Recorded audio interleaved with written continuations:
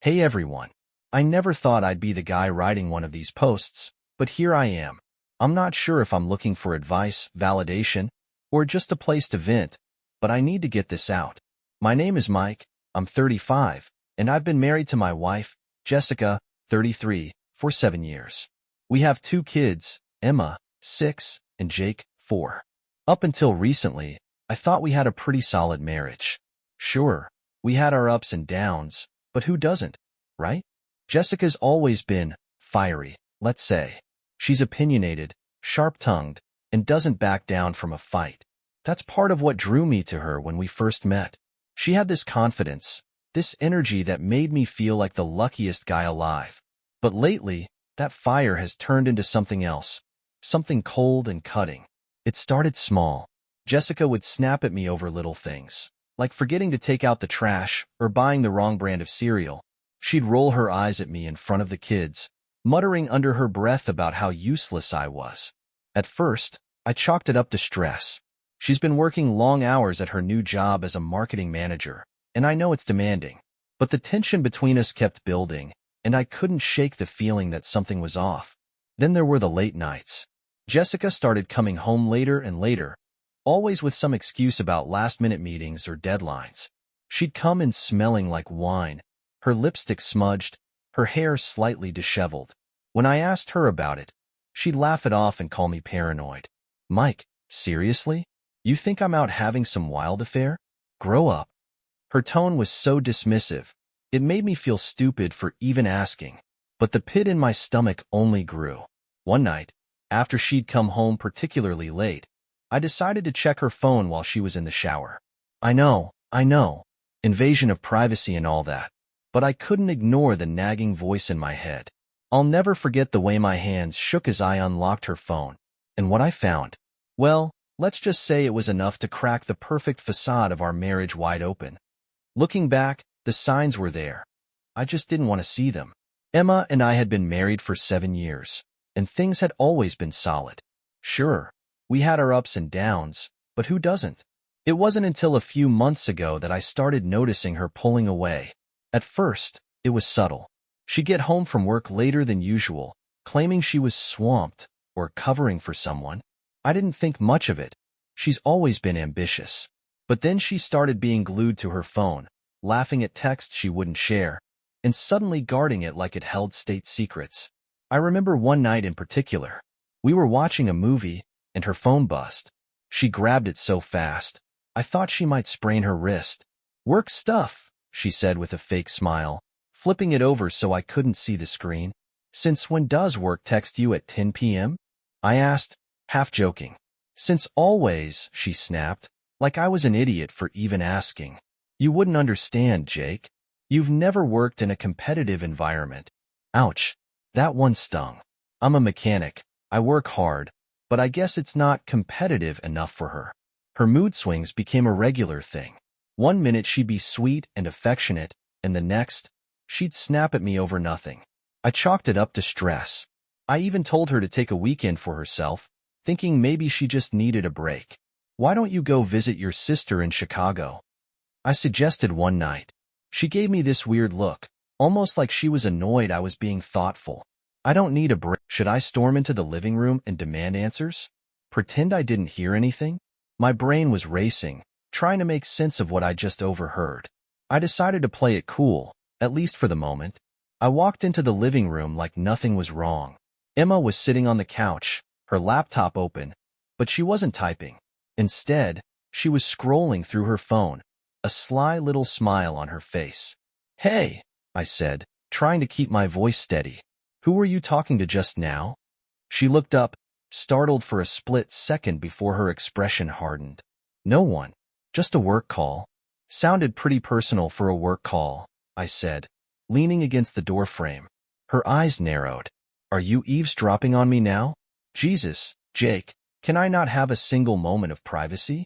I should have pushed harder right then, but her defensive tone threw me off. I wasn't ready to believe the worst. It didn't sound like work, that's all. Well, it was, she snapped, slamming her laptop shut. Maybe if you focused more on your own life and less on mine, you wouldn't be so paranoid. With that, She stormed off to the bedroom, leaving me standing there like an idiot. I wanted to let it go, to believe her, but something in my gut told me she was lying. I spent the rest of the day replaying the conversation in my head, trying to figure out what to do next. That night, after she fell asleep, I did something I never thought I'd do. I went through her phone. She had changed her password, which was suspicious in itself, but she'd left her laptop open on the dining table. I clicked on her messages, and that's when I saw it, a string of texts from someone named Mark. The messages weren't graphic, but they didn't need to be. I can't stop thinking about last night. You looked so sexy in that dress. When can I see you again? I stared at the screen, my stomach churning. My worst fears were confirmed. Emma was cheating on me. And now, I had proof that I didn't sleep that night. I sat at the dining table, staring at Emma's laptop like it might burst into flames. My mind was a storm of anger, confusion, and heartbreak. I wanted to wake her up and scream at her, demand answers, but a part of me held back. I needed to think. The messages between Emma and Mark were damning. They didn't leave much to the imagination. Flirty texts, mentions of secret meetups, and little inside jokes that made me feel like an outsider in my own marriage. The worst part? They'd been talking for months. How had I missed this? Around 4 a.m., I finally made a decision. I wasn't going to let this slide. I deserved answers, and I deserved them now. I waited until morning, pacing the kitchen until I heard Emma stirring in the bedroom.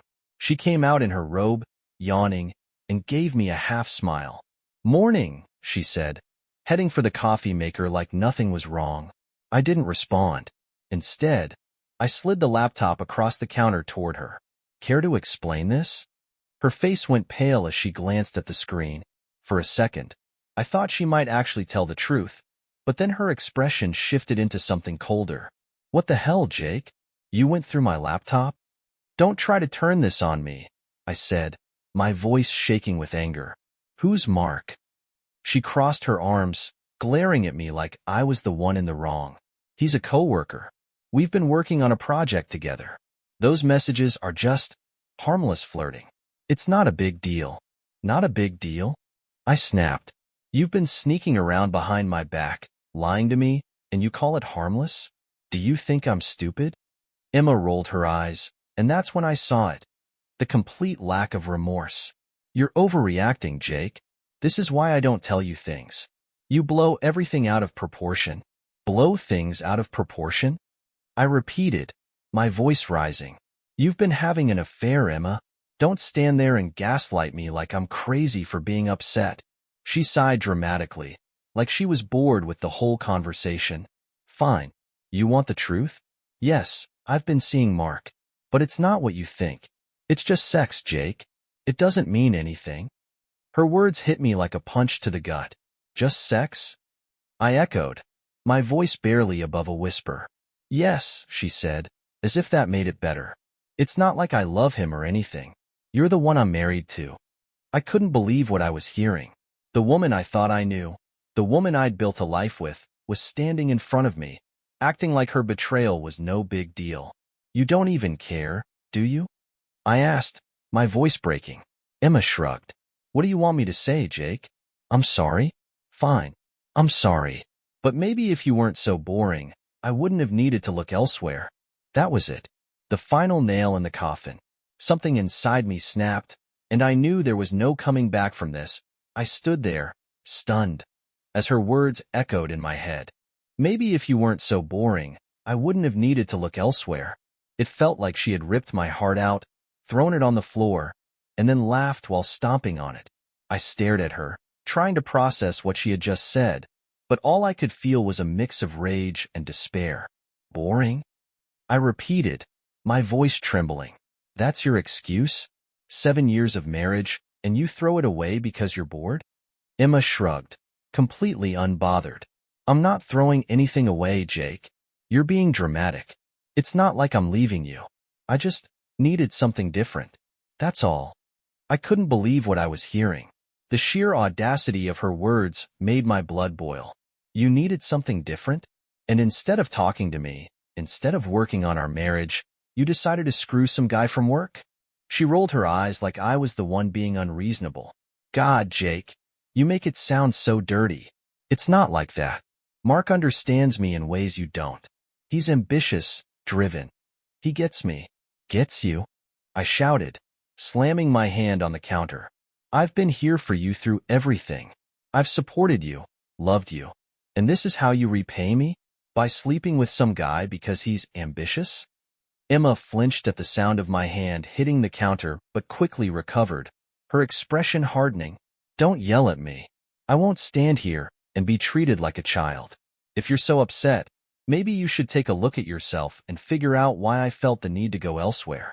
That was it. The gaslighting, the deflection, the complete lack of accountability. It was too much. I couldn't take it anymore. You know what, Emma? I said, my voice low and steady. You're right. This isn't just about you. It's about me too. It's about the fact that I've spent years bending over backward to make you happy, only to find out that none of it mattered. It's about the fact that I've been a damn good husband, and you threw it all away for a cheap thrill. Her face twisted into a sneer. Oh, please. Spare me the martyr act. You're not perfect, Jake. You're predictable. You're stuck in your routine, and frankly, you're boring. I needed more, and you couldn't give it to me. I felt like I was going to explode. I wanted to scream, to cry, to throw something, but instead, I just stood there, staring at the woman I thought I knew, the woman I thought I loved. You're unbelievable, I said finally, my voice cold. You've destroyed everything we had, and you don't even care. Well, guess what, Emma? I'm done. I'm done trying. I'm done caring, and I'm done with you. Her eyes widened slightly, but she quickly masked it with indifference. Fine. If that's how you feel, maybe this marriage wasn't working anyway. I didn't respond. I just turned and walked out the door, slamming it behind me. I needed air, space, anything to escape the suffocating weight of what had just happened. In that moment, I knew there was no fixing this. Emma had made her choice, and now I had to make mine. I spent the rest of that day driving aimlessly, trying to clear my head. I couldn't go to the garage where I worked, too many questions from coworkers who'd noticed something was off. I couldn't go to a bar. I didn't trust myself not to drink too much and make things worse. So, I just drove, the hum of the engine and the empty roads the only things keeping me grounded. By the time I pulled back into our driveway, the sun was setting. I wasn't ready to face Emma again, but I couldn't sleep in my truck forever.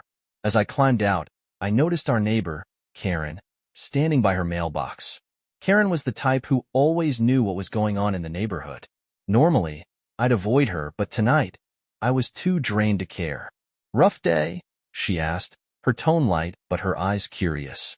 You could say that, I replied, leaning against the truck.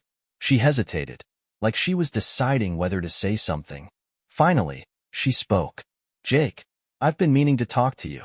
I wasn't sure if it was my place, but I think you should know something about Emma. My stomach dropped. What about her? Karen glanced around, as if making sure no one else was listening. I've seen her with someone, a man. They've met up a few times when you weren't home. I felt like the air had been sucked out of my lungs. Are you sure? She nodded solemnly. I didn't want to assume the worst, but it didn't look innocent. They'd meet in the driveway, talk for a bit, and then leave together in his car.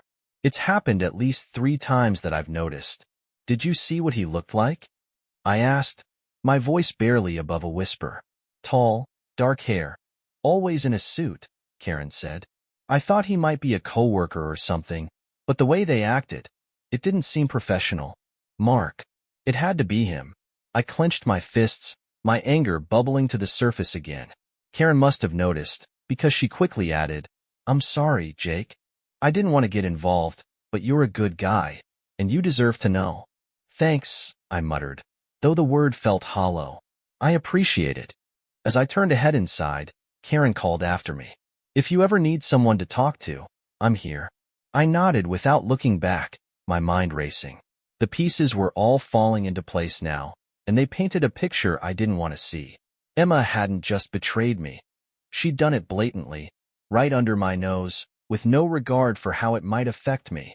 When I walked through the front door, Emma was sitting on the couch, scrolling through her phone like nothing had happened.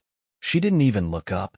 I stared at her for a long moment, the weight of Karen's words settling heavily on my shoulders. She didn't just lie to me. She made a fool out of me. And now, I had to decide what to do about it. I stood there in the doorway, watching Emma scroll through her phone like she didn't have a care in the world. It was infuriating. After everything that had happened, after everything I just learned from Karen, she was sitting there like nothing had changed. "Have a nice drive?" she asked without looking up, her tone dripping with sarcasm. I clenched my jaw, fighting the urge to explode. Yeah, it was enlightening. She finally glanced up, her eyes narrowing. What's that supposed to mean? I stepped closer, throwing my keys on the counter. It means I talked to Karen. Emma's face froze for a split second before she recovered, putting on that smug, dismissive look I was starting to hate. Oh, great. What gossip did she feed you this time? She told me about the guy who's been picking you up from the house. Tall, dark hair, always in a suit. Sound familiar? Her expression faltered, just for a moment, but it was enough. I knew she was caught. "You're really going to believe Karen," she said, her voice sharp. "She's a nosy old hag who has nothing better to do than spy on people." "Don't deflect," I snapped, my voice rising. "I'm asking you a question. Is it Mark? Has he been coming here?" Emma rolled her eyes and leaned back on the couch, crossing her arms. "Fine. Yes, he's picked me up a couple of times." "So what? We work together, Jake. Not everything is some grand conspiracy." "Work together?" I repeated, laughing bitterly. "You expect me to believe that after the texts I saw, after you admitted to sleeping with him?" Her face twisted into a scowl. "I already told you, it's not a big deal. You're blowing this way out of proportion. It's not like I'm in love with him." "Stop saying that," I shouted, slamming my hand on the coffee table. "Do you even hear yourself? You've been sneaking around, lying to me, sleeping with another man, and you have the nerve to act like it's no big deal?" Emma stood up, her posture defiant. "You're acting like a child, Jake. If you can't handle the truth, maybe you should grow up." I stared at her, my chest heaving with anger and disbelief. "Grow up? Are you serious? I've been nothing but loyal to you, and this is how you treat me? You're the one who threw this marriage away, not me." She shrugged, like it didn't matter. "Maybe this marriage was doomed from the start. You're too basic, Jake. You don't challenge me, you don't excite me.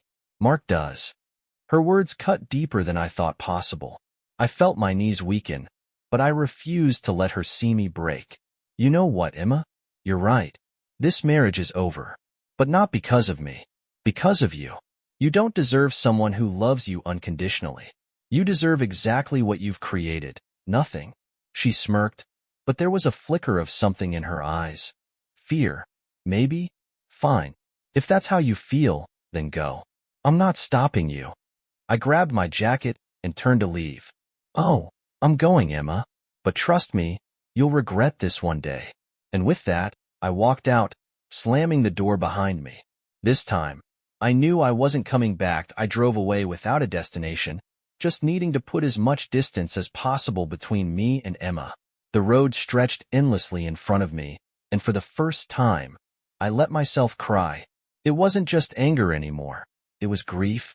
7 years of marriage, of love, of trust, gone. I ended up at a cheap motel on the edge of town. The rooms smelled like stale cigarettes, and the walls were a sickly shade of beige, but it was quiet. I sat on the edge of the bed, staring at the peeling wallpaper, trying to make sense of it all. Had I been blind?